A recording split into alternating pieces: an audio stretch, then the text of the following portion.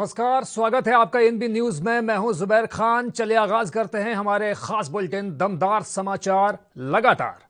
PM Narendra Modi ने बेलगाम corona महामारी पर नकेल कसने के लिए राज्य के मुख्यमंत्रियों के साथ मीटिंग की।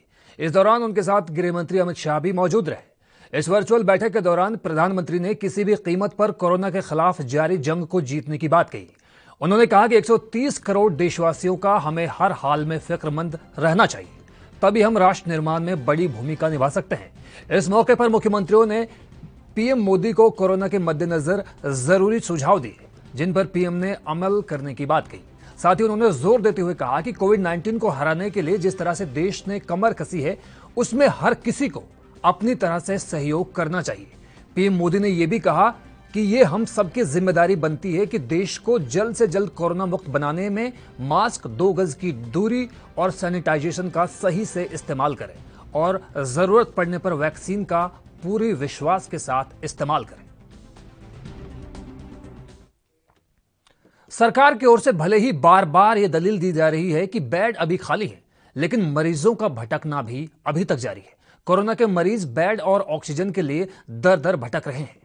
दिल्ली के लोकनायक जयप्रकाश हॉस्पिटल के बाहर एम्बुलेंस और प्राइवेट गाड़ियों, ऑटो में मरीजों की भीड़ देखी गई। कई मरीज बेड न होने की शिकायत कर रहे थे। अपनी बीमार मां को ऑटो से एलएनजेपी अस्पताल लेकर पहुंचे एक शख्स को भटकता हुआ देख सभी की आंखें नम हो गई, लेकिन उन्हें बेड नहीं मिला। बेड के लिए गिड़गिड़ाते शख्स को देखकर दिमाग सुन्न हो गया। बता दें कि एलएनजेपी कोविड का बड़ा हॉस्पिटल है, जहां कोरोना मरीजों का इलाज हो रहा है। नाम मनोज है। मम्मी को ऑक्सीजन की जरूरत है, कहीं बेड नहीं मिल रहा, ऑक्सीजन नहीं मिल रही कहीं पर। केजरीवाल को, हर्षवर्धन को फोन करा, वो कह रहा अभी भेज रहे, कोई नहीं आ रहा यहाँ पर। सर सारे हॉस्पिटलों में घूम लिया हमने, सारे हॉस्पिटल में, जीटीबी, लोकनायक, सारे हॉस्पिटल में घूम लिया। सर कुछ मदद कर दो सर। नाम कुलदीप सिंह है। कुलदीप सिंह जी, क्या प्रॉब्लम है? मेरी मदर को कोविड हो रखा है। 21 तारीख से लेकर घूम रहा हूँ, कहीं जगह नहीं मिली। आधे दिल्ली से ज्यादा हॉस्पिटल में बस एक ही जवाब है, बेड नहीं है, बेड नहीं है, बेड नहीं है। अभी एक पेशेंट मेरे घर में पड़ा, मेरा लड़का। अब इसको देखो, उसको देखो, बहुत परेशान हो रहा, बहुत ज्यादा। अभी कहीं एडमिट हो जाए तो उसको देखूं मैं। अभी हमारा भी पता नहीं क्या होगा क्या नहीं होगा। कोरोना के बढ़ते मामलों की वजह से डीआरडीओ का सेंटर हाउसफुल हो गया है।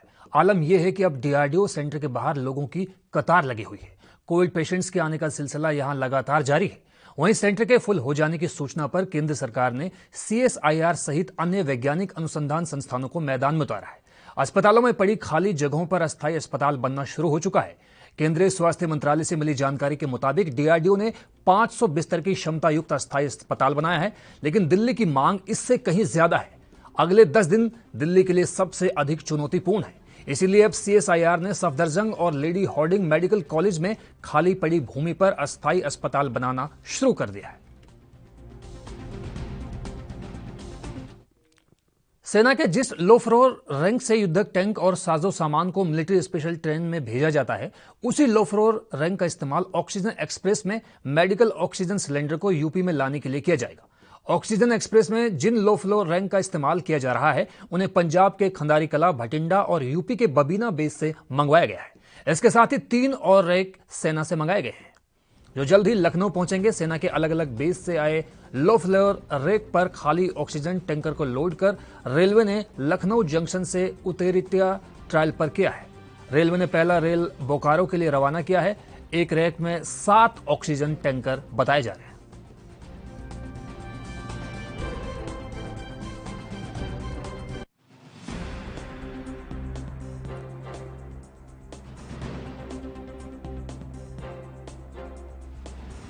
टैंकर्स को रिफिल करने में लगेगा। टैंकर्स भरते ही ये ट्रेन फिर रवाना हो जाएगी और जल्द ही यूपी पहुंच जाएगी। देश में 24 घंटों के दौरान 3,14,000 से ज्यादा कोरोना के नए मामले दर्ज किए गए हैं। किसी भी देश में एक दिन में संक्रमण के इतने ज्यादा मामले आने का यह अपने आप में रिकॉर्ड है। इस पर बीजेपी नेता तरुणा चुग ने अपनी प्रतिक्रिया दी है। हम लोगों पर एक प्रकोप चल रहा है पूरे विश्व पर, और ये लड़ाई महामारी वर्सेस मानवता है।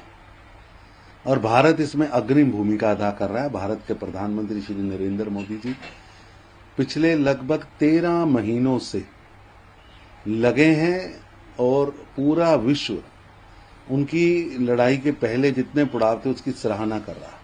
आगे भी हम लड़ाई को जीतेंगे निश्चित रूप से। भारत सरकार और देश की सभी स्टेटों की सरकारें, सभी पॉलिटिकल पार्टी, सभी एनजीओ, सभी मिलकर एक टीम इंडिया के रूप में हम लड़ेंगे भी और टीम इंडिया के रूप में हम जीतेंगे भी। निश्चित रूप से महामारी हारेगी और मानवता जीतेगी। कि दुर्भाग्य है कि कुछ लोग लाशों पर भी राजनीति कर रहे हैं और शमशान भूमि की लाशों पर राजनीतिक रोटियां सेक रहे हैं। राहुल जी, ऑक्सीजन जहां है और जिसको चाहिए उसको उपलब्ध कराई जा रही है। कहीं भी ऑक्सीजन की शॉर्टेज नहीं है। ट्रांजिशन शॉर्टेज जो है उसको भी दूर किया गया है। और ये कहना कि कुछ जगह पर जानबूझ के नहीं दी जा रही, ये गलत है। देश के अंदर सबसे ज्यादा ऑक्सीजन महाराष्ट्र को दी जा रही है। सरकार है और किसकी सरकार नहीं, वहां प्रकोप का कहर ज्यादा है और हर स्टेट का कोटा कल से बढ़ाया भी गया है। देश का हर नागरिक, वो चाहे किसी भी राज्य में रहता हो, हमारे लिए उसका बचना, उसकी सुरक्षा प्राथमिकता पर सबसे ऊपर है। और देश के प्रधानमंत्री खुद नरेंद्र भाई मोदी इस सारे महामारी के खिलाफ लड़ाई को खुद देख रहे हैं और निश्चित रूप से हम जीतेंगे। लेकिन मेरी विनती है, मेरी प्रार्थना है तथाकथित राजनीति करने वालों से, आप जमीन पर कुछ नहीं कर रहे, सिर्फ एक ट्वीट और बयान जारी करके मीडिया की सुर्खियों में रहना है। और चुनाव आयोग ने चुनाव रखे हैं। भारतीय जनता पार्टी के सभी शीर्ष नेतृत्व ने भी रैलियां कैंसिल की हैं और उसको वर्चुअली या छोटा 500-400 का ग्रुप जो चुनाव आयोग ने स्वीकृत किया है उसके मुताबिक ही हम काम कर रहे हैं। और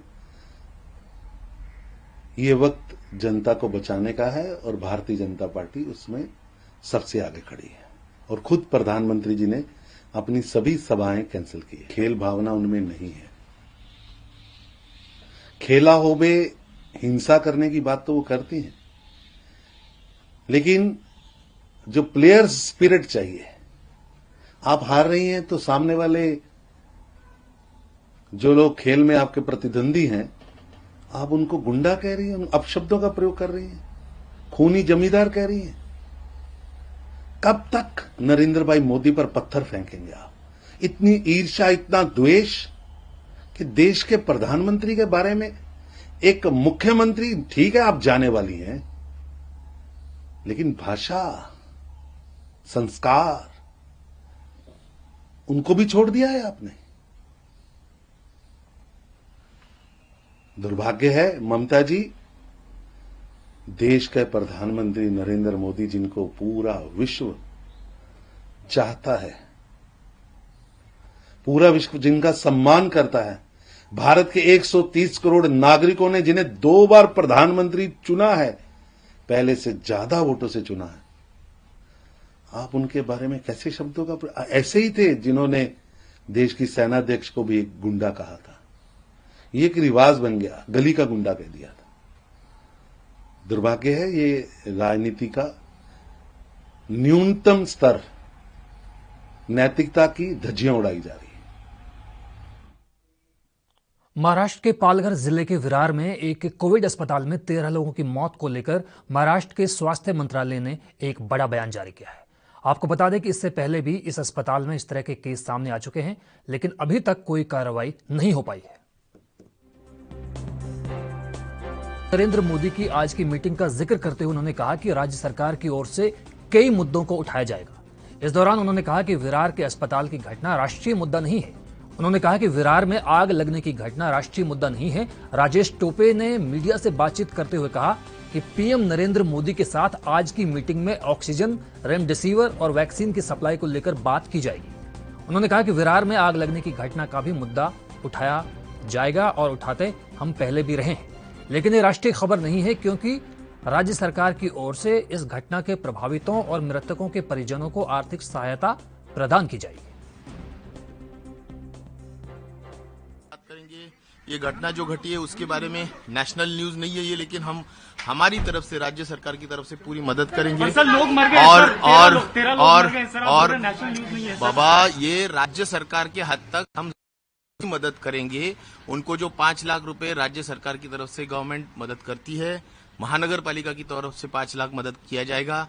10 लाख रुपए मदद करने की जो नासिक में घटना घटी है उसी टाइप में हम मदद करेंगे।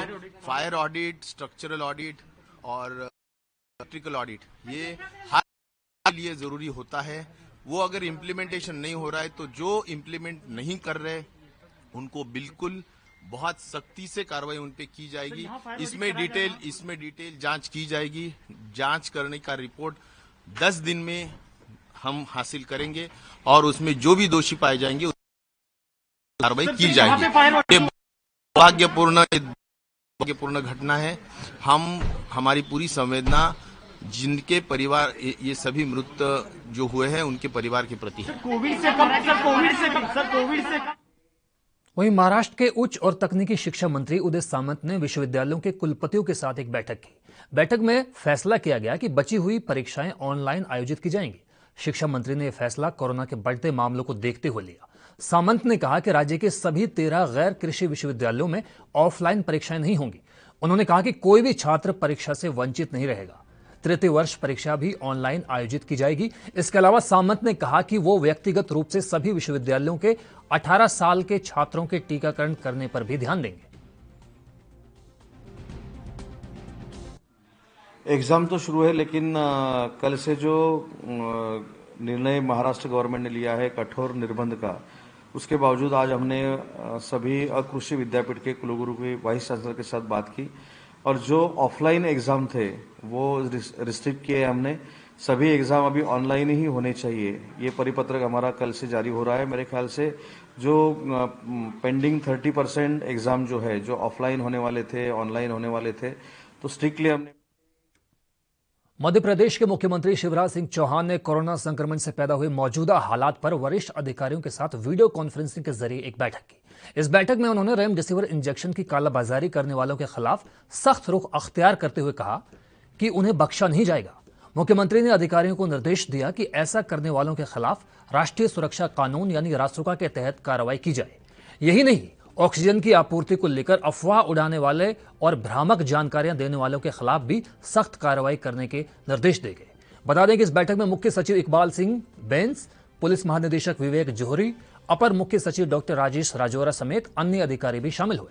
मुख्यमंत्री ने कहा कि अधिकारियों की जिम्मेदारी बनती है कि उन्हें कोरोना की गाइडलाइंस को तमाम लोगों से फॉलो करवाएं। यही नहीं, कोरोना कर्फ्यू के लिए जिस तरह से जनता आगे आई है, उससे संक्रमण फैलने की गति कम हुई है, इसकी भी शिवराज सिंह चौहान ने सराहना की। छत्तीसगढ़ के बस्तर में कोरोना संक्रमितों के बढ़ते मामलों के चलते एक नया कोविड अस्पताल खोला जा रहा है, जिसमें 30 बेड के अस्थायी अस्पताल की सुविधाओं की जांच करने के लिए शुक्रवार को बस्तर सांसद दीपक बैज अस्पताल पहुंचे। इस दौरान सांसद दीपक बैज ने अस्पताल प्रबंधन को सुविधाओं की मॉक ड्रिल करते हुए निर्देशित किया। बता दें कि अस्पताल में मौजूद सुविधाओं की जांच करने के लिए सांसद मॉक ड्रिल में वॉलंटियर की तरह शामिल हुए। अस्पताल प्रबंधन ने सांसद दीपक बैज को कोविड मरीज की तरह ही प्रोटोकॉल का पालन करते हुए अस्पताल में भर्ती होने की पूरी प्रक्रिया से अवगत कराया। बता दें कि अस्पताल में एसिम्प्टोमेटिक कोरोना मरीजों को प्रशासन की गाइडलाइंस के तहत मेडिकल सुविधाएं प्रदान की जाएंगी।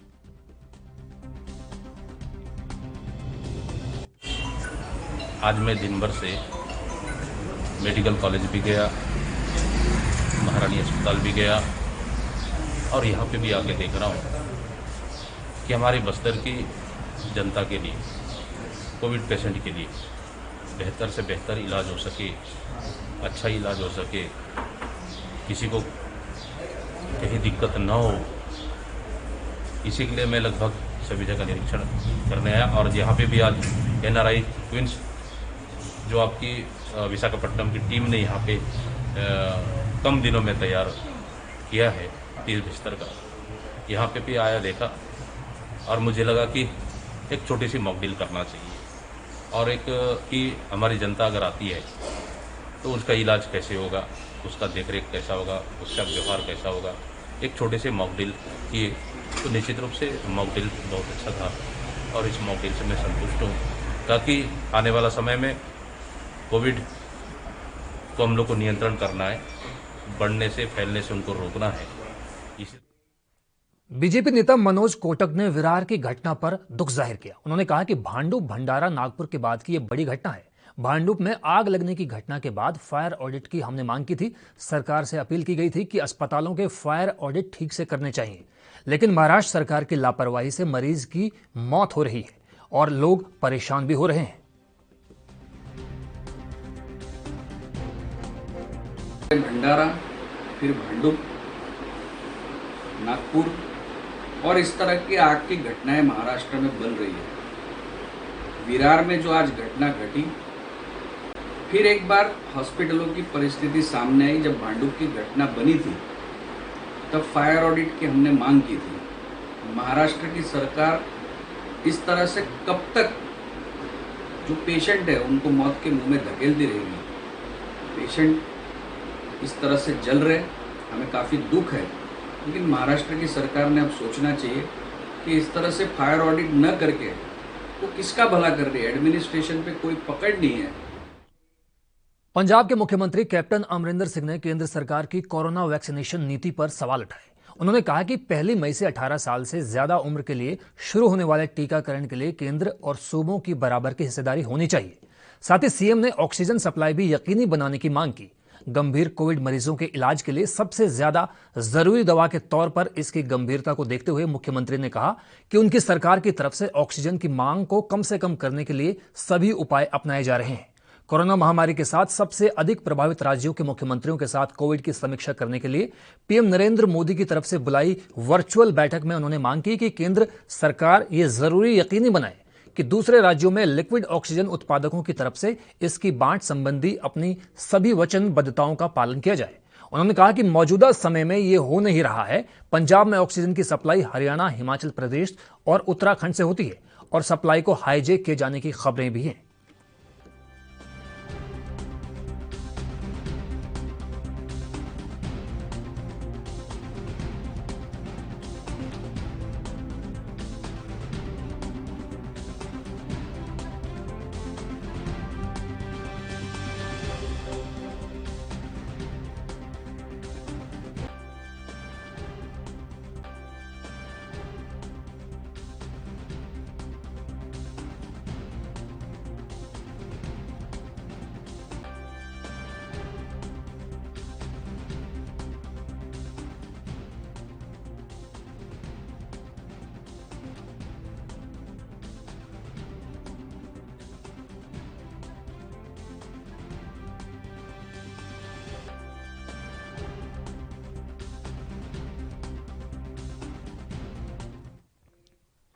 कोविड मामलों में लगातार हो रही बढ़ोतरी के चलते पंजाब सरकार ने 28 अप्रैल से शुरू हो रही 9वीं पातशाही श्री गुरु तेग बहादुर जी के ऐतिहासिक 400वें प्रकाश पर्व के समागम वर्चुअल तरीके से मनाने का फैसला किया है।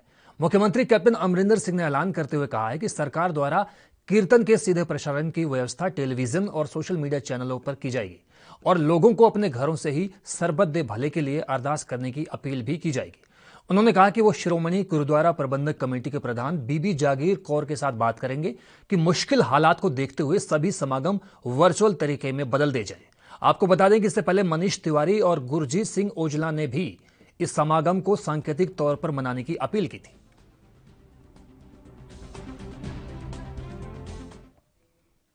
पंजाब के जल स्रोत मंत्री सुखबिंदर सिंह सरकारिया ने राजस्थान फीडर प्रोजेक्ट की रीलाइनिंग के काम का श्री मुक्तसर साहिब जिले में जायजा लिया। इस मौके पर उन्होंने कहा कि किसी भी ठेकेदार या एजेंसी द्वारा किए जा रहे कार्य में किसी भी तरह की ढील या कोताही को बर्दाश्त नहीं किया जाएगा। उन्होंने छोटी एजेंसियों, स्थानीय ठेकेदारों द्वारा किए जा रहे कार्यों की तारीफ भी की, लेकिन धीमी गति से काम करने वाली बड़ी कंपनी को चेतावनी दी कि अगर अलॉट किए गए कार्य समय पर पूरे नहीं किए गए तो संबंधित ठेकेदार एजेंसी के खिलाफ करार में मौजूद शर्तों के अनुसार कार्रवाई की जाएगी। इस अवसर पर खास तौर पर इंजीनियर संजीव गुप्ता ने जल स्रोत मंत्री को यकीन दिलाया कि राजस्थान फीडर प्रोजेक्ट की रीलाइनिंग से संबंधित सभी कार्य निश्चित सीमा में मुकम्मल किए जाएंगे और कार्य की क्वालिटी के साथ कोई भी समझौता नहीं किया जाएगा।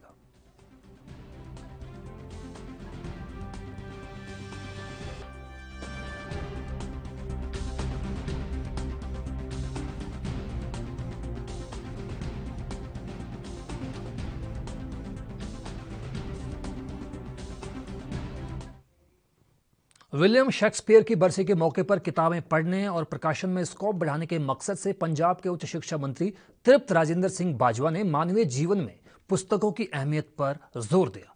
कैबिनेट मंत्री ने कहा कि हमको किताबों का सम्मान करना चाहिए क्योंकि ये ज्ञान की स्रोत हैं। उन्होंने कहा कि किताबें हमें लिखने के नए हुनर सिखाती हैं।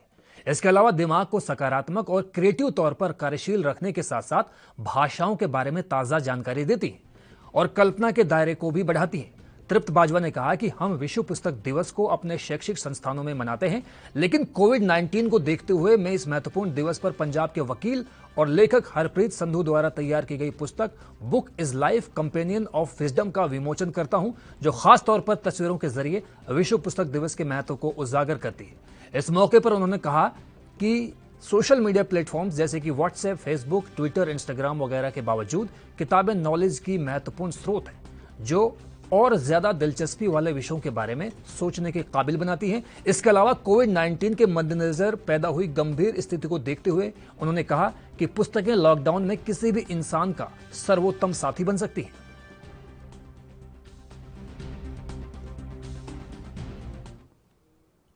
पंजाब के मुख्यमंत्री कैप्टन अमरिंदर सिंह ने सामान्य वर्ग और SC/ST कैटेगरी में आने वाले सभी उम्मीदवारों के लिए PPSC परीक्षाओं में शामिल होने के लिए शुल्क में कटौती का ऐलान किया है और आर्थिक रूप से कमजोर उम्मीदवारों के लिए वर्ग EWS और विकलांग उम्मीदवारों यानी PWD श्रेणियों के उम्मीदवारों के लिए पूर्ण छूट की घोषणा की है। सीएम अमरिंदर सिंह ने ऐलान किया है कि एक से ज्यादा महकमों में आवेदन करने वाले उम्मीदवारों को अब मुख्यमंत्री के आदेश के अनुसार केवल एक परीक्षा शुल्क देना होगा।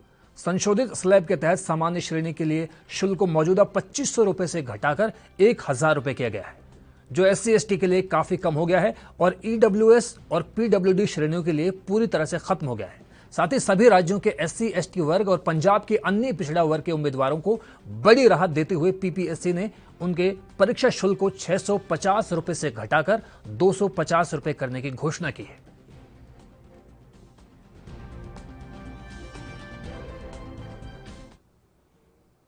पंजाब के स्वास्थ्य मंत्री सरदार बलबीर सिंह सिद्धू ने कहा है कि कैप्टन अमरिंदर सिंह के नेतृत्व वाली पंजाब सरकार कोविड-19 के मरीजों को बेहतर इलाज मुहैया कराने के लिए जंगी स्तर पर काम कर रही है। स्वास्थ्य मंत्री ने कहा कि ऐसी सभी सेवाएं उन गंभीर मरीजों को भी दी जा रही हैं जो कोविड केयर अस्पतालों में बेड न मिलने की वजह से इलाज के लिए दिल्ली से पंजाब आ रहे हैं। कोरोना मरीजों के लिए कुछ न करने वाली आप पार्टी की तरफ से लगाए गए आरोपों का जवाब देते हुए सरदार सिद्धू ने कहा कि पंजाब सरकार पर सवाल उठाने से पहले वो दिल्ली में कोविड-19 की गंभीर स्थिति पर नजर डाले। उन्होंने कहा कि एक नाजुक और संवेदनशील समय है, इसलिए आप पार्टी को अपनी तंग राजनीतिक चालों से हेल्थ केयर वर्कर्स और फ्रंटलाइन वर्कर्स के मनोबल को गिराने की बजाय अरविंद केजरीवाल को जरूर ये पूछना चाहिए कि जो दिल्ली में कोरोना की स्थिति को काबू करने में असफल साबित हुए हैं, उसके पीछे बड़ी वजह क्या है। केरल में कोरोना वायरस के लगातार बढ़ते मामलों के बीच सरकार ने राज्य के सबसे बड़े सालाना सांस्कृतिक कार्यक्रम कार्निवल त्रिशूर पुरम को सादगी से मनाने के आदेश जारी किए। ऐसे में यह आयोजन 23 अप्रैल यानी आज बेहद ही सादगी के साथ मनाया गया। 36 घंटे तक चलने वाला पुरम नेथला कवु भगवती थेके गोपुरा नाडा के साथ खुलने के साथ शुरू हुआ। ये पर्व, इसमें कई लोग शामिल हुए। खास बात है कि कोविड-19 मामलों में बढ़ोतरी को देखते हुए केरल का ऐतिहासिक त्रिशूर पुरम उत्सव इस बार बिना लोगों की सहभागिता के साथ मनाया जा रहा है। केरल सरकार ने इस संबंध में 2 दिन पहले ही फैसला किया था। वहीं पुरम उत्सव को देखते हुए प्रशासन ने कड़ी सुरक्षा की तैयारी की थी। इस बीच 2000 पुलिसकर्मी भी सुरक्षा व्यवस्था में तैनात किए गए थे। कोरोना की दूसरी वेव ने समूचे देश में हाहाकार मचाया हुआ है। अभी कंप्लीट लॉकडाउन लगा भी नहीं है, लेकिन उससे पहले ही लोगों को जीने के लिए खासी जद्दोजहद करनी पड़ रही है। ऐसा ही एक मामला सामने आया है तमिलनाडु के रामेश्वरम से, जहां पर मछुआरों ने सरकार से रिलीफ फंड दे जाने की गुहार लगाई है। मछुआरों का कहना है कि मछली पकड़ना उनका पुश्तैनी काम है और ये उनकी आजीविका से जुड़ा हुआ है। मछुआरों की दलील है कि उनकी रोजी रोटी और गुजर बसर का ये मुख्य साधन है, लेकिन कोरोना काल में सरकार की तरफ से इस पर पाबंदी लगा दी गई है, जिसकी वजह से उन्हें खासी दिक्कतों का सामना करना पड़ रहा है। ऐसे में सरकार को चाहिए कि उनकी तरफ ध्यान देते हुए उनकी मदद की जाए। तस्वीरों में आप देख सकते हैं कि समुद्र में जिन नावों के जरिए ये मछुआरे मछली पकड़ते थे, वो भी मानो सरकार के फैसले का खामोशी के साथ इंतजार कर रही हैं। आपको बता दें कि भारत में गुजरात, महाराष्ट्र, गोवा, कर्नाटक, केरला, तमिलनाडु, आंध्र प्रदेश, उड़ीसा और पश्चिम बंगाल में बड़ी तादाद में लोग मछली के कारोबार से जुड़े हुए हैं। ऐसे में हालात किस कदर बिगड़ सकते हैं, यह समझा जा सकता है।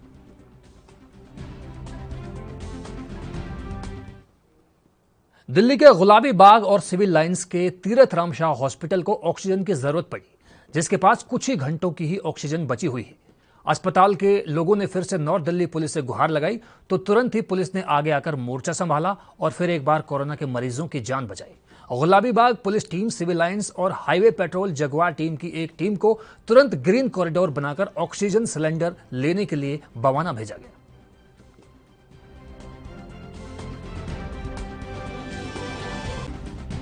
जैसे हॉस्पिटल से जैसे कॉल्स आते हैं, कुछ हम हॉस्पिटल से संपर्क करते रहते हैं। दिल्ली पुलिस और जो भी मेन हॉस्पिटल्स हैं, खास करके कोविड का जो बेड्स है, जहाँ हॉस्पिटल्स हैं, उससे संपर्क में रहते हैं। जैसे इन्फॉर्मेशन मिलती है इनका जो सप्लाई अभी तक जो शॉर्टेज हो रही है, ऑक्सीजन सप्लाई शॉर्टेज हो रही है, उसके बाद उनसे संपर्क करके जहाँ से सप्लाई आना है उनसे हम बातचीत करने को शुरू कर देते हैं, उनसे और कोऑर्डिनेट करके और ऑक्सीजन सप्लाई पहुँचवा देते हैं। इसमें हम दो टाइप का सप्लाई है। एक तो ऑक्सीजन सिलेंडर्स का सप्लाई होती है मीडियम लेवल हॉस्पिटल्स में, और हाई एंड हॉस्पिटल्स में, मल्टी स्पेशलिटी हॉस्पिटल्स में, कहीं जहाँ ज़्यादा पेशेंट्स एडमिटेड हैं वहाँ डायरेक्टली उनका प्लांट सिस्टम काम करती है, लिक्विड ऑक्सीजन का सप्लाई होती है। और दोनों उसी जहाँ अभी ऑक्सीजन सिलेंडर्स के लिए जहाँ ऑक्सीजन फिलिंग स्टेशन है, जैसे मायापुरी और बाकी मोदीनगर इलाका से जो ऑक्सीजन सिलेंडर्स फिलिंग स्टेशन से कोऑर्डिनेट करके उनकी सप्लाई से पहुँचा देते हैं। और ये mainly we do the aspect of coordination when there is a crisis of oxygen supply. देश में बढ़ते कोरोना संक्रमण से पूरा देश खतरे में है, तो वहीं अब श्री रामलला अपने भक्तों को ऑक्सीजन देने की व्यवस्था बना रहे हैं, जिसकी शुरुआत भी अयोध्या से हो गई है। दरअसल अयोध्या में संक्रमण की रफ्तार तेजी से बढ़ रही है। ऐसे में ऑक्सीजन की कमी किसी से छुपी नहीं है, जिसको लेकर अब श्री राम मंदिर निर्माण कर रहे श्री राम जन्मभूमि तीर्थ क्षेत्र ट्रस्ट ने भी अपना हाथ आगे बढ़ा दिया है और मेडिकल कॉलेज में ऑक्सीजन प्लांट लगाए जाने के लिए 55 लाख रुपए का योगदान दिया है। तो वहीं सांसद द्वारा 1 करोड़ 9 लाख रुपए की धनराशि दी गई है। आपको बता दें कि रामनगरी में कोरोना संक्रमित की संख्या बढ़ती जा रही है। ऐसे में अयोध्या में लगभग 2057 एक्टिव केस हैं।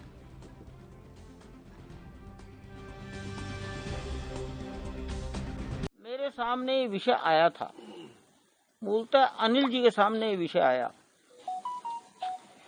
और स्वाभाविक ही अनिल जी को अच्छा लगा कि कोविड में समाज की सेवा में जो किया जा सकता है करें। तो आज की आवश्यकता थी ऑक्सीजन गैस।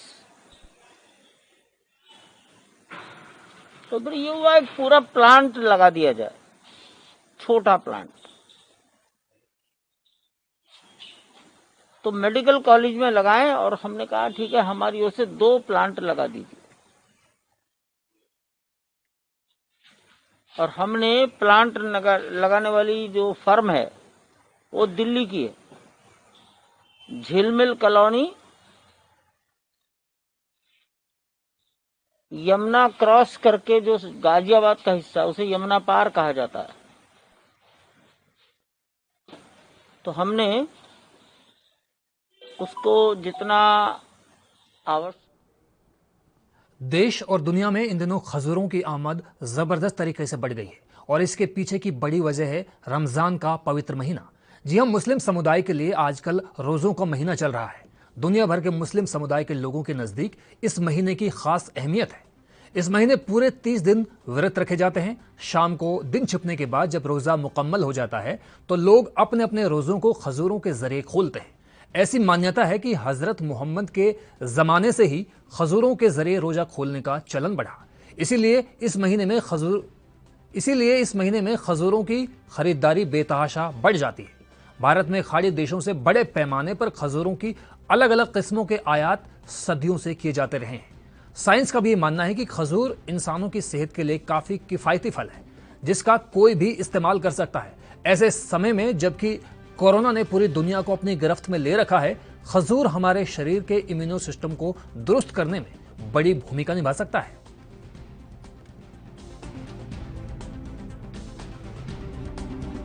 खजूर तो रमज़ान में बहुत ख़रीदारी होती है। ये बहुत सारी जगहों से आता है, ये गल्फ़ से आता है, ईरान से आता है, इराक़ से आता है, सऊदी से आता है, बहुत सारी मक्का से आता है, बहुत सारी वैराइटीज़ होती है इसमें और प्रेफर करते हैं। और सुन्नत रमज़ान में तो ज़्यादा कंज्यूम होता है माशाल्लाह। अभी तो कश्मीर में पूरा 12 महीने डेट्स कंज्यूम होते हैं, पर इस महीने ज़्यादा होता है क्योंकि सुन्नत है, सुन्नत नबी सल्लल्लाहु अलैहि वसल्लम है कि जो खजूर से इफ्तियार करेगा वो उनकी पहली प्रेफरेंस वो खजूर से ही देते थे। तो उसके हिसाब से और बाकी दूसरी सुन्नत है कि जो इफ्तियार कराएगा, जो खजूर से इफ्तियार कराएगा उसमें उतना सवाब है। पटना से सटे दानापुर के पीपा पुल पर हादसे में सुबह सुबह 9 लोगों की जान चली गई। घटना सुबह 7:30 बजे की है, जब एक गाड़ी संतुलन खोते हुए पीपा पुल से नीचे गंगा नदी में गिर गई। पटना डीएम चंद्रशेखर सिंह ने बताया कि हादसे में कुल 9 लोगों की जानें चली गई, जिनमें 6 छपरा और बाकी सारण के लोग थे, जबकि 3 लोग भोजपुर जिले के भी बताए जा रहे हैं। जिला प्रशासन के मुताबिक पीपा पुल जर्जर नहीं था, बल्कि गाड़ी के संतुलन बिगड़ने के चलते ये बड़ा हादसा हुआ। डीएम ने इस घटना के जांच के आदेश दे दिए हैं। 3 सदस्यीय टीम 24 घंटे के भीतर जांच की रिपोर्ट सौंपेगी।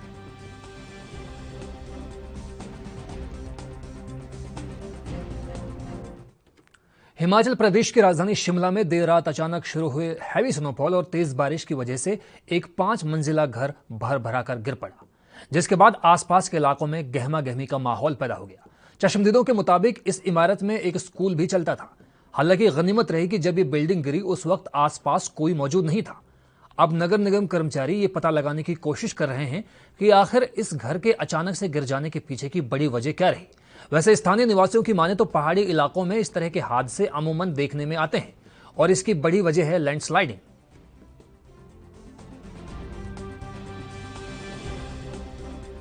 ये रात को गिरी है, बाकी स्कूल की बिल्डिंग थी, बाकी तो मतलब हम यहाँ से जाते थे रात को, ये बिल्डिंग हमारी खाली करवा दी गई थी।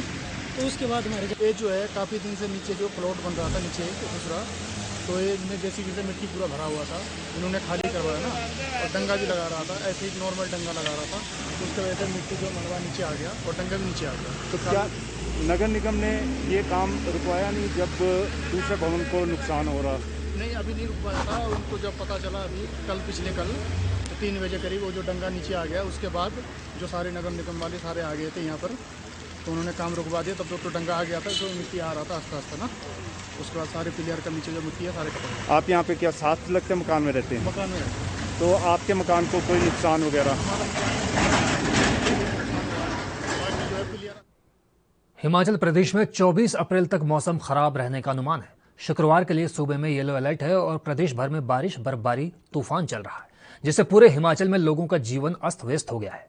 साथ ही कामकाज पूरी तरह से ठप हो गया है। लोगों का जीवन हम आपको हिमाचल में बर्फबारी और ग्लेशियर से आए कहर की 2 तस्वीरों से दिखा रहे हैं। आप इन तस्वीरों को देखकर अंदाजा लगा सकते हैं कि हालात किस कदर बिगड़ रहे हैं। जहां एक तरफ किन्नौर में ग्लेशियर टूटने की वजह से हाईवे 5 फीट पूरी तरह से बाधित हो गया, वहीं दूसरी तस्वीर में आपको दिखा रहे हैं कि शिमला बर्फबारी के बाद कैसा दिखाई दे रहा है, जहां भारी बर्फबारी के कारण सेब की फसल को भी नुकसान पहुंचा है। तो किन्नौर और शिमला की इन 2 तस्वीरों के जरिए आप समझ सकते हैं कि हिमाचल प्रदेश में आजकल कैसे हालात हैं।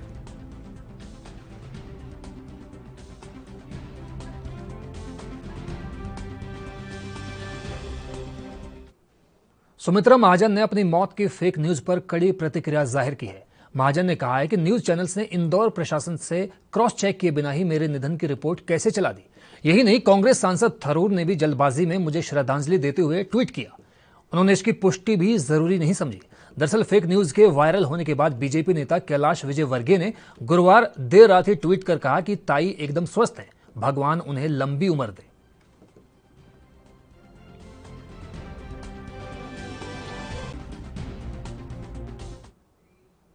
यूपी के कुशीनगर से नाबालिग के साथ रेप की घटना सामने आई है, जहां शादी का झांसा देकर आरोपी 2 महीने से नाबालिग छात्रा के साथ दुष्कर्म की वारदात को अंजाम देता रहा। आपको बता दें कि हैवानियत किसी ने नहीं, बल्कि खुद शिक्षक रूपी मौलवी ने की, जहां पीड़ित छात्रा 5वीं की छात्रा के साथ कोचिंग पढ़ने के लिए जाती थी। 2 महीने से दुष्कर्म उन्होंने इस नाबालिग के साथ किया और दुष्कर्म को अंजाम देने के बाद आरोपी ने लड़की से शादी करने से इनकार कर दिया, जिसके बाद पीड़ित लड़की अपने परिजनों के साथ शिकायत करने थाने पहुंच गई। पुलिस ने भी मामला दर्ज कर तहकीकात शुरू कर दी है और आरोपी मौलवी को हिरासत में ले लिया गया है।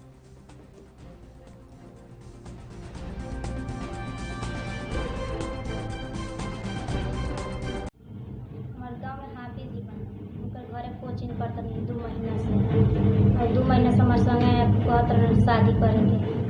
हम कहते रही हम नहीं शादी करें और लौना हमसे ठीक करे तो थाना में हम दरखास्त दे बनी अभी समय नहीं के बने। क्या तुम्हारे साथ कर?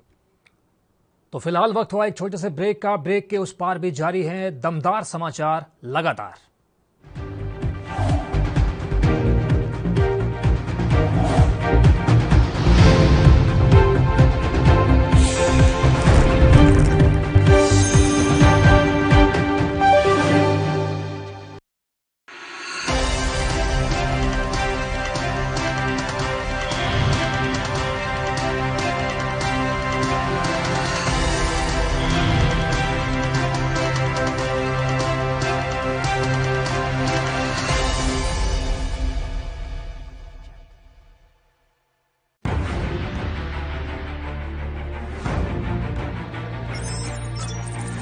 खबर चाहे सियासत की हो या सरकार की, खबर चाहे भ्रष्टाचार की हो या गुनहगार की, दिन भर में क्या रहा देश जगत का हाल, किस मुद्दे ने बनाई किसकी सरकार, रखते हैं हम सब पर नजर, पहुंचाते हैं हम हर खबर। हम हैं ANB न्यूज। कम ब्रेक और ज्यादा खबरों के साथ देखिए ANB news in channel number पर।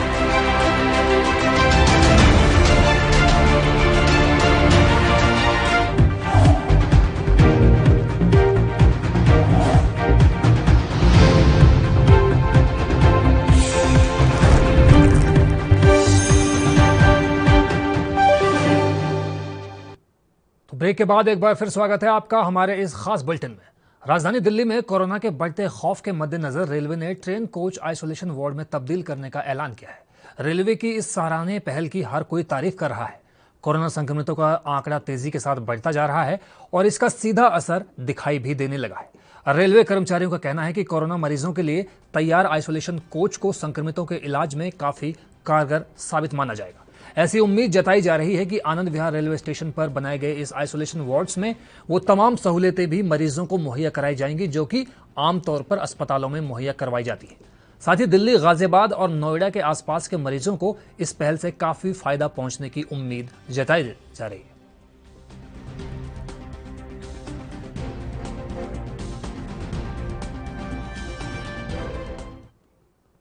शिवपुरी के जिला अस्पताल से बदहाली बयां करने वाला एक मामला सामने आया है, जहां एक कोरोना संदिग्ध की मौत हो गई और मरीज के परिजनों को एक पर्ची पकड़ाकर कह दिया गया कि इंतजार करें, नगर पालिका का शव वाहन आएगा और आपके परिजन का शव पोस्टमार्टम के लिए ले जाया जाएगा। पोस्टमार्टम के बाद आप अपने परिजन के अंतिम संस्कार में कोविड-19 के नियमों का पालन करते हुए शामिल हो सकेंगे। लेकिन शव वाहन शव को लेने अस्पताल पहुंचा ही नहीं, जिसके बाद परिजनों का गुस्सा फूट पड़ा। ऊपर से आप ही लेके आ गए क्या नीचे? नहीं लेके आए सर। क्या ऊपर से और कोई नहीं आया? बोर्ड बॉय नहीं आया, मेरे साथ में डॉक्टर को बोला वो फोन करेगा। हरियाणा के चरखी दादरी में राहुल नाम के एक युवक ने फेसबुक पर एक वीडियो वायरल हो रहा है। वायरल वीडियो में शख्स ने आरक्षण को लेकर टिप्पणी की है, जिसे देखकर स्थानीय लोगों ने शख्स के खिलाफ प्रदर्शन कर पुलिस को ज्ञापन सौंपा। आपको बता दें कि कुछ रोज पहले राहुल ने पुलिस वालों पर मारपीट के गंभीर इल्जाम लगाए थे। इसी को लेकर एसपी विनोद कुमार ने कुछ पुलिस कर्मचारियों को सस्पेंड भी किया था। और वायरल वीडियो को लेकर पुलिस अधीक्षक से बात की गई तो उन्होंने बताया कि राहुल नामक युवक ने अपने कुछ वकीलों के साथ मिलकर ये वीडियो वायरल किया है। जो मामला संज्ञान में आने के बाद राहुल के खिलाफ SC/ST एक्ट और कई अन्य धाराओं के खिलाफ मामला दर्ज किया गया है।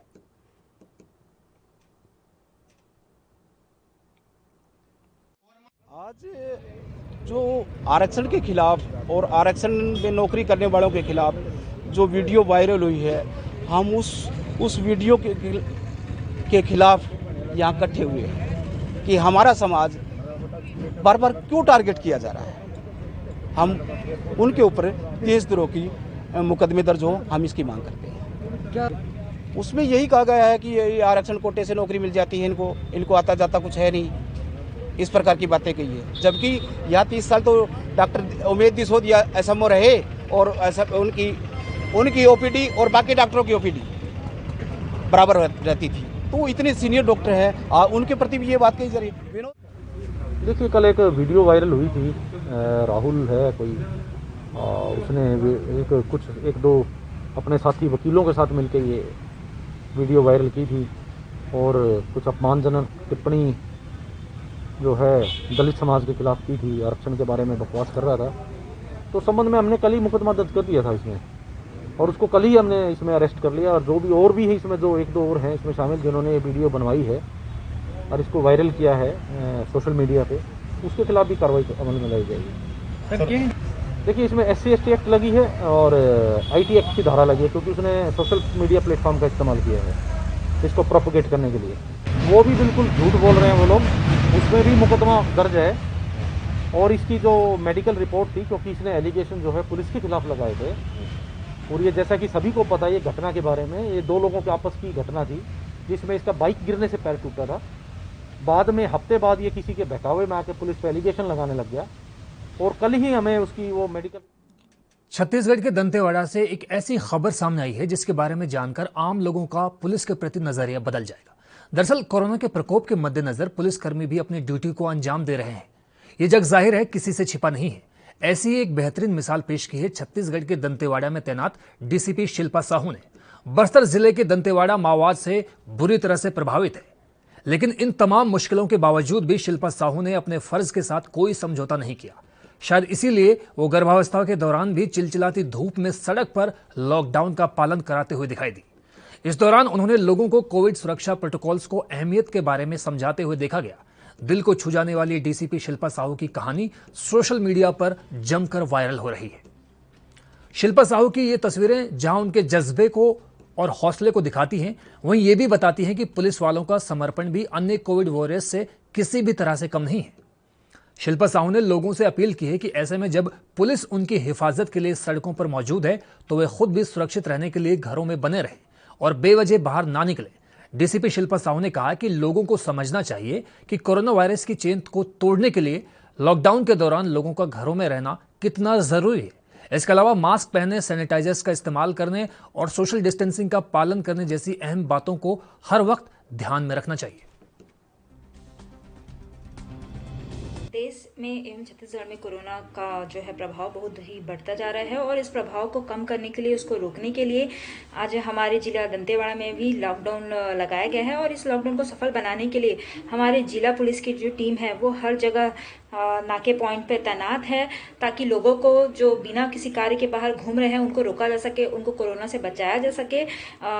आज इसी तरह ही इसी क्रम में जो है मैं DSP शिल्पा साहू दंतेवाड़ा से एवं मेरी टीम जो है पुलिस की, हम सभी मिलकर लोगों को यही समझाने का प्रयास कर रहे हैं कि वह अनावश्यक घर से बाहर ना निकले। हम आपकी सुरक्षा के लिए यहाँ सड़क पर हैं। और हिमाचल प्रदेश में आज कई जगहों से बर्फबारी की दिलकश तस्वीरें सामने आई हैं। सोशल मीडिया पर हिमाचल से इन तस्वीरों के बारे में लोग बात कर रहे हैं। इन दिलकश तस्वीरों के सामने आने के बाद हर कोई इनका लुत्फ उठाना चाहेगा, लेकिन कोरोना काल के चलते ऐसा मुमकिन नहीं है।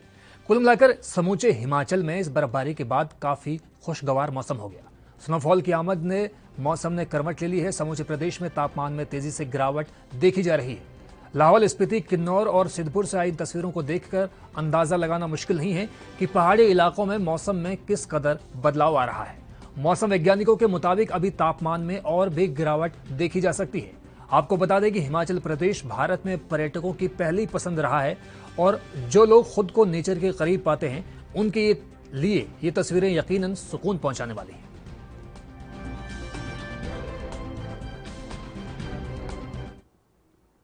उपाय एक, फायदे अनेक। इसी कथन को सही साबित करते हुए फरीदाबाद पुलिस आयुक्त OP सिंह के दिशा निर्देशों के तहत कार्य करते हुए आज फरीदाबाद के थाना पल्ला और थाना ओल्ड पुलिस द्वारा ड्रोन उड़ाकर चिन्हित किए गए भीड़ भाड़ वाले स्थानों पर निगरानी की गई। पुलिस आयुक्त ओपी सिंह ने कल ही इसकी जानकारी दी थी। उन्होंने कहा कि ड्रोन के माध्यम से फरीदाबाद के विभिन्न स्थानों पर निगरानी रखी जाएगी और मात्र 1 दिन के अंतराल में पुलिस आयुक्त ने अपने द्वारा कही गई इस बात को पूरा करके भी दिखा दिया। ओपी सिंह द्वारा फरीदाबाद के पुलिस आयुक्त का पदभार संभालने के पश्चात अभी तक किए गए फैसलों और उनके कार्य करने के तरीकों को देखकर कहा जा सकता है कि ओपी सिंह हवा में बातें ना करें बल्कि समझदारी से फैसला लेते हैं और अपने द्वारा किए गए वादों को पूरा दमखम के साथ मुकम्मल करने की कोशिश भी करते हैं।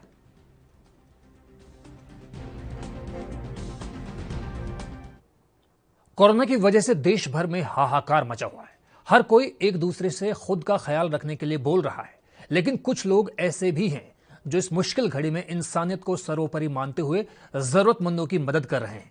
ऐसा ही एक नाम झारखंड की राजधानी रांची से सामने आया है, जहां पर रवि अग्रवाल अपने ऑटो की मदद से लोगों को हॉस्पिटल पहुंचा रहे हैं, वो भी पूरी तरह से निःशुल्क। और इसके लिए उन्होंने बाकायदा अपना नंबर सोशल मीडिया पर भी पोस्ट किया है, जिसके बाद उनके पास शहर के अलग अलग हिस्सों से फोन कॉल्स आ रही हैं। जब लौट रहे थे तब मेरे दिमाग में आया कि इस परिस्थिति में बहुत सारे ऑटो वाले लोग पैसा का डिमांड कर रहे हैं और कुछ लोग डर के मारे जा भी नहीं।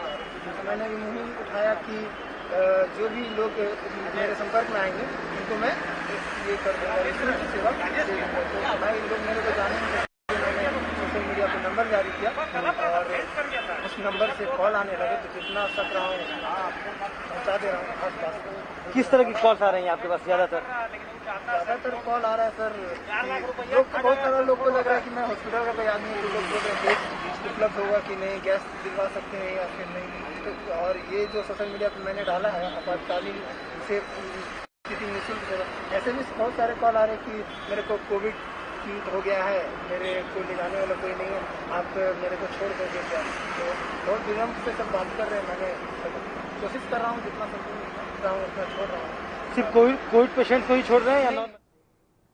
कई बार एक छोटी सी गलती का इतना बड़ा खामियाजा भुगतना पड़ जाता है कि उसकी सजा मानो लम्हों ने की होती है और सजा सदियों को भुगतनी पड़ती है। ऐसे ही एक दिल को सुकून देने वाली खबर सामने आई है पंजाब से, जहां पर आज एक कैदी को पाकिस्तान ने रिहा किया, जो कि तकरीबन 20 साल पहले गलती से सीमा पार कर पाकिस्तान चला गया था, जिसके बाद उन्हें पाकिस्तानी रेंजर्स ने गिरफ्तार कर लिया था। लाहौर की कोट लखपत जेल में अपनी जिंदगी के बेशकीमती 20 साल गुजार देने वाले धर्म सिंह की कहानी वाकई रोंगटे खड़े करने वाली है। यानी लहंदे पंजाब ने चढ़दे पंजाबी मुंडे को ऐसी सजा दी जिसको धर्म सिंह ही नहीं बल्कि उनके परिवार को भी 20 साल तक भुगतना पड़ा। जी पाकिस्तान 2001 में चले गए थे, बॉर्डर से पार हो गए थे, तो पाकिस्तान पुलिस ने पकड़ लिया और जेल में डाल दिया। कौन सी जेल में कितने साल रहे? कोट लखपत जेल में रहे हैं जी। कितने साल?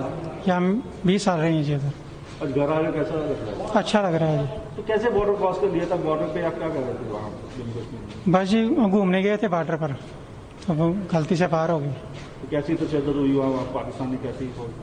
बस थोड़ा बहुत मारा पीटा उन्होंने फिर जो। और कितने कैदी वहाँ पे? क्या कहना चाहोगे दोनों सरकारों को? छोड़ना चाहिए उनको? कैदी वहाँ और भी कई हैं, अब उनकी सजाएं तकरीबन ख़त्म होने वाली हैं, हो सकता है वो भी जल्दी चले आएँ। वही है कि 2003 में ये सांबा सेक्टर से गलती से पाकिस्तान की हद में घुस गया और पाकिस्तान वालों ने इसको पकड़ के इस पर केस रजिस्टर किया। उसके बाद इसको कोट लखपत जेल लाहौर में रखा गया। 14 साल की इसको सजा हुई और 14 साल की सजा काटने के उपरांत इसको आज हैंडओवर किया गया। पंजाब के पटियाला में एक फैक्ट्री एरिया में निजी अस्पताल के बाहर उस वक्त हंगामा बरपा हो गया जब परिवार वालों ने एक महिला की मौत का आरोप अस्पताल पर लगा दिया। इस मामले में महिला के पति ने बताया कि बीते दिन वह अपनी पत्नी को ऑपरेशन के लिए अस्पताल में लेकर गया था। डॉक्टर ने कहा था कि ऑपरेशन हो जाएगा। पति ने बताया कि जब ऑपरेशन हुआ, ऑपरेशन के बाद उनकी पत्नी की मौत हो गई। उन्हें पूरा यकीन है कि ये मौत अस्पताल और डॉक्टर्स की लापरवाही की बदौलत हुई। वहीं दूसरी ओर इस मामले में डॉक्टर ने बताया कि इसमें अस्पताल या डॉक्टर की कोई भी लापरवाही नहीं है। हार्ट अटैक आने से महिला की मौत हुई है। वहीं पुलिस प्रशासन ने कहा है कि दोनों के बयान सुनने के बाद ही मामले की कार्रवाई को अंजाम दिया जाएगा। ਇਨਫੋਰਮੇਸ਼ਨ ਮਿਲੀ ਸੀ ਲੇਡੀ ਜੋ ਜਿਸ ਦੀ ਉਮਰ ਕਰੀਬ 48 ਸਾਲ ਆ, ਜੋ ਇੱਥੇ ਦੌਰਾਨੇ ਇਲਾਜ ਸੀ ਤੇ ਉਹਨਾਂ ਦੀ ਇਲਾਜ ਦੇ ਦੌਰਾਨ ਮੌਤ ਹੋ ਚੁੱਕੀ ਹੈ। ਤੇ ਪਰਿਵਾਰ ਵੱਲੋਂ ਡਾਕਟਰ ਮੇਅਰ ਹਸਪਤਾਲ ਦੇ ਡਾਕਟਰਾਂ ਇਹਨਾਂ ਤੇ ਐਲੀਗੇਸ਼ਨ ਲਾਏ ਜਾ ਰਹੇ ਨੇ ਵੀ ਜੇ ਡਾਕਟਰ ਦੀ ਅਣਗਹਿਲੀ ਨਾਲ ਮੌਤ ਹੋਈ ਹੈ ਇਹਦੀ ਲੇਡੀ ਦੀ।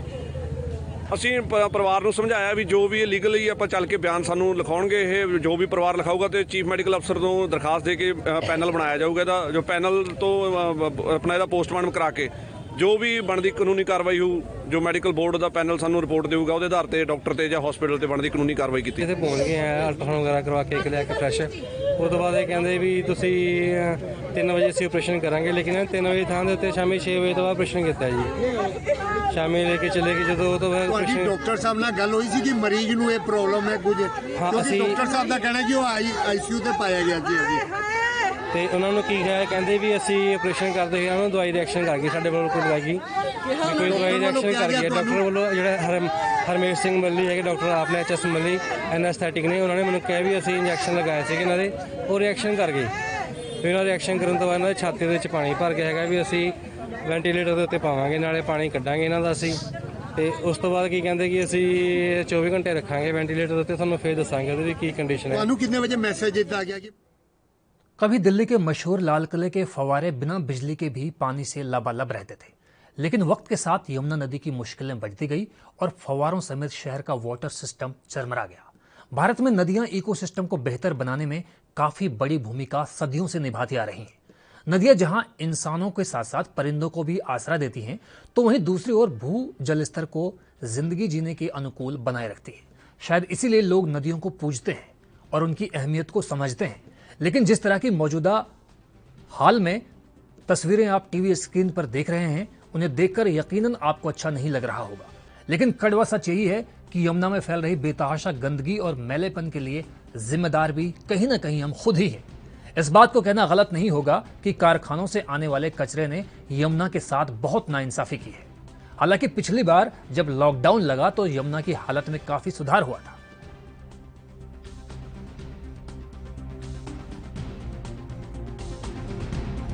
सर पिछले साल लॉकडाउन लगा था तो काफ़ी पानी साफ हो गया, लीला तो एकदम बहुत कुछ भी चीज़ गिरो तो दिखता था, लेकिन ये 6 दिन के लॉकडाउन से थोड़ी साफ होएगा, एक दो महीना का लगेगा तो साफ हो जाएगा, एकदम क्लियर साफ, बहुत साफ फर्स्ट क्लास पानी हो जाता है। तो ये झाग किस लिए बनते हैं? सर ये गंदगी से अभी जो फैक्ट्री का केमिकल जो अभी सारी दिल्ली का इसी में आ रहा है ना, उजीराबाद तो साफ है, तो उससे उजीराबाद के ऊपर, लेकिन उसके बाद सारी जो शक्तिनगर का जो नाला त्रिस्तरीय पंचायत चुनाव से पहले दबंगों की दबंगी का वीडियो सोशल मीडिया में जमकर वायरल हो रहा है।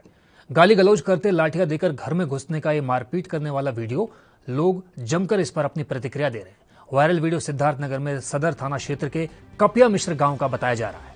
सदर थाना क्षेत्र के कपिया मिश्र के प्रधान प्रत्याशी प्रमोद रावत को मारने पीटने का वीडियो ये आप अपनी टीवी स्क्रीन पर देख सकते हैं। प्रत्याशी से मारपीट के वायरल वीडियो के इस मामले में पुलिस कार्रवाई करने की बात कह रही है। लोकतांत्रिक प्रक्रिया में सभी लोग अपना प्रचार प्रसार कर रहे हैं, जो भी प्रत्याशी हैं, और उनमें कई जगहों पर कुछ हीटिंग आर्गुमेंट्स भी हो जा रहे हैं। और कल एक गांव में मारपीट हो गई है, उसको हम लोगों ने, जो देवकली गांव है उसमें मारपीट हुई, एक व्यक्ति के साथ घर में घुस करके मारपीट किया दूसरे प्रत्याशी ने, उस पर तत्काल हम लोगों ने संज्ञान लिया और CO सदर राणा महेंद्र हैं, उनको तत्काल मौके पर भेजा। पूरे पुलिस बल ने 3 लोगों को वहां से गिरफ्तार किया है और उनके विरुद्ध गंभीर धाराओं में मुकदमा पंजीकृत किया है। मध्य प्रदेश के इंदौर में ट्रैफिक थाने के पास स्थित मुख्य चिकित्सा और स्वास्थ्य अधिकारी कार्यालय में गुरुवार रात प्रथम मंजिल पर आग लग गई। सूचना मिलने पर फायर ब्रिगेड पहुंची और आग बुझाना शुरू किया। बताया जा रहा है कि यहां रखा पुराना रिकॉर्ड जलकर खाक हो गया। फायर ब्रिगेड के अनुसार रात करीब 1:30 बजे आग लगने की सूचना उन्हें मिली थी। यहां पहली मंजिल पर आग लगी हुई थी। आग लगने की वजह का अभी पता नहीं चल सका है। इस भवन को 10 साल पहले ही लोक निर्माण भवन ने कंडम घोषित किया था। कुछ वक्त पहले कलेक्टर परिसर में इस दफ्तर को शिफ्ट करने की बात कही जा रही थी। बताया जा रहा है कि प्रथम मंजिल पर ही काफी सारा रिकॉर्ड रखा रहता है, जिसमें से काफी कुछ खाक हो गया, क्योंकि पुराना भवन होने से वो लकड़ी और टीन शेड का बना हुआ था, इसलिए आग काफी तेजी के साथ फैल गई। सूचना प्राप्त हुई थी, जिसमें देखा कि ये जो सिटी ऑफिस है सरकारी, इसके स्वास्थ्य विभाग का सरकारी ऑफिस, जिससे फर्स्ट मंजिल पे अकाउंट ऑफिस में इसमें आग लगी थी एक रूम में, जिसे हमारे द्वारा पहुंच के आग को बुझा दी गई तत्काल। सर कितना अभी कोई आकलन नहीं हुआ है, कुछ आकलन नहीं किया इसका, कैसे लगी थी, कारण भी अभी कोई। छत्तीसगढ़ के जगदलपुर में कोरोना संक्रमण को नियंत्रित करने के लिए प्रशासन ने 15 अप्रैल से 26 अप्रैल तक संपूर्ण लॉकडाउन का आदेश दिया है, जिसके चलते थाना कोतवाली, बोधघाट और यातायात शाखा ने विशेष अभियान चलाकर प्रशासन के आदेश का उल्लंघन कर अनावश्यक घूमने वाले व्यक्तियों पर कार्रवाई की बात कही है। कार्रवाई के दौरान लॉकडाउन का उल्लंघन करने वालों के 128 वाहनों को मोटरयान अधिनियम के अंतर्गत जब्त किया गया।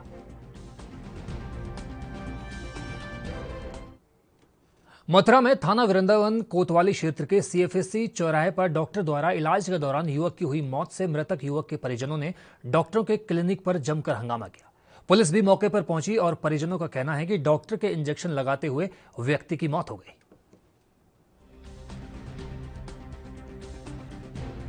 मैं यहाँ पे पापा को लेकर के आया था, इन्होंने बताया प्रॉब्लम है, इन्हें दवाई दी थी 2 दिन की, 2 दिन की दवाई लेकर के चला गया था। मैं आज इनके पास में लेके आया था। डॉक्टर को नाम बता। Doctor Girdhari doctor. इनकी CCTV आप चेक कर सकते हो। मैं अपने पिताजी को बाइक पे बिठा करके लेके आया हूँ, सही सलामत। सही थे वो? सही थे बोल। ऐसा एनर्जी की वो लगाई, इन्होंने पता नहीं ठंडे पड़ गए, इन्होंने पता नहीं कैसा इंजेक्शन लगाया था, मेरे पिताजी अंदर ठंडे पड़ गए। शिवपुरी के बैराट थाना क्षेत्र में कोरोना कर्फ्यू का उल्लंघन करने और दुकान बंद करने को बोलने पर बीजेपी मंडल अध्यक्ष ने पुलिस से गाली गलौज की, जिसके चलते बीजेपी मंडल अध्यक्ष बिक्की मंगल, पूर्व मंडल अध्यक्ष रामबाबू मंगल समेत 4 लोगों पर शासकीय कार्यालय में बाधा समेत महामारी अधिनियम 3 के तहत मामला दर्ज किया गया है। हरियाणा के पलवल की शुगर मिल में गुड़ और शक्कर उत्पादन के लिए लगाए गए नए क्रेशर का पलवल विधायक दीपक मंगला और विधायक प्रवीण डागर ने विधिवत रूप से उद्घाटन किया। इस अवसर पर पलवल चीनी मिल की प्रबंधक निदेशक सुमन भाखड़ भी मौजूद थे।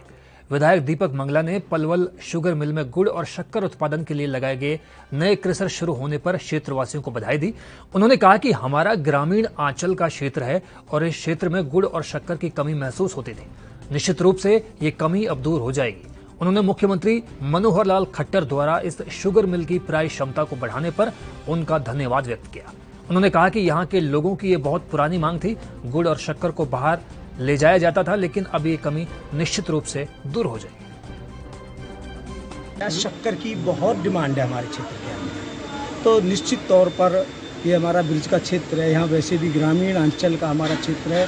गुड़ और शक्कर की बड़ी कमी महसूस होती थी, हमें यूपी से मंगाना लाना पड़ता था। निश्चित तौर पर यहाँ अच्छा गुड़, अच्छी शक्कर हमारे क्षेत्र के लोगों को उपलब्ध होगी और निश्चित तौर पर अच्छी शुरुआत ये हुई है। मैं धन्यवाद करना चाहूँगा अपने प्रदेश के मुख्यमंत्री माननीय मनोहर लाल खट्टर जी का, जो हमारे पलवल शुगर मिल पर विशेष ध्यान दे रहे हैं। पीछे यहाँ की क्षमता भी बढ़ाई गई और अब यहाँ इस गुड़ के प्लांट की, शक्कर के प्लांट की शुरुआत करके हमें भी ये सौगात जी के आशीर्वाद से और अपने केंद्रीय मंत्री श्री कृष्णपाल गुर्जर जी के सहयोग से ये जो यहाँ पे गुड़ और शक्कर बनाने का जो प्राचीन समय में आज से लगभग 30 वर्ष पहले ग्रामीण इलाकों में जो कोलू हुआ करते थे, आज क्रेशर का रूप ले लिया हमारे ग्रामीण। तो फिलहाल इस बुलेटिन में बस इतना ही। मुझे दीजिए इजाजत, लेकिन आप बने रहिए एएनबी न्यूज के साथ, क्योंकि एएनबी पर देश दुनिया से जुड़ी ताज़ा तरीन खबरों का सिलसिला कभी नहीं थमता।